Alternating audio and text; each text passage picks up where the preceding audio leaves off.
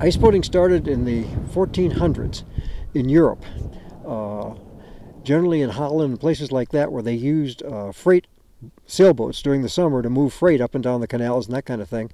When winter came, they put a crosspiece on the bottom of the boats, and they put a pointy thing on the rudder, and they used the same boats for sailing up and down the frozen canals during all winter long, and kept carrying their freight. It moved to this country late 1800s.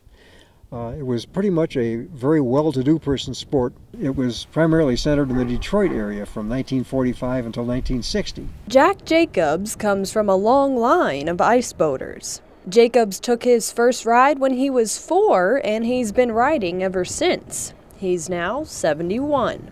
My grandfather was also a very good iceboat racer.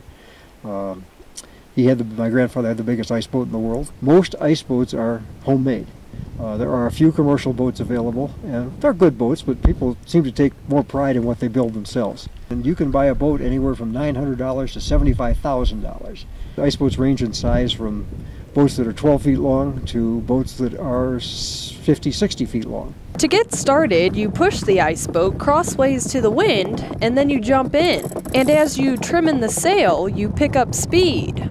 You just turn into the wind, and the sail flogs back and forth, acting like a drag chute, and that slows you down and stops you.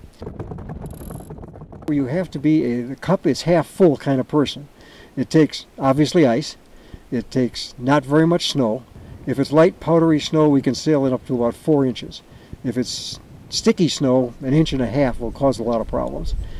And it takes a place to do it.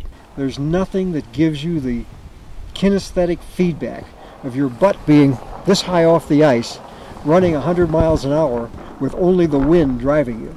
Jack and his buddies are iceboating on Elk Lake in Elk Rapids, a lake they believe is one of the best iceboating lakes in the world. It's in a peculiar geographic area. Most of the snow falls either before Elk Lake or after Elk Lake. Even in a small iceboating community, you never know who you'll run into.